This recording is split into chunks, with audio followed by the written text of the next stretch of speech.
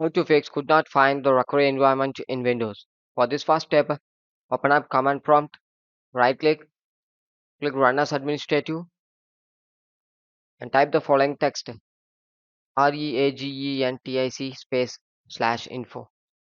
Click enter and make sure the Windows RE status it should be enabled.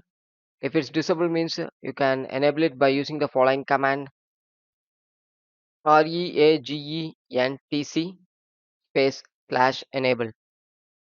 By using this command you can enable the Windows RE status. Click enter is successfully enabled. Once complete after you can exit it, type exit and exit it. And the next method, repair corrupted Windows files. For this, search for command prompt, right click, click run as administrative and type the following text sfc space slash scan now. Click enter and wait for a couple of seconds. It will take some time to actually verifying your files and folders in your device. If there is any corrupted file is available means it will rectify it and throw up the message.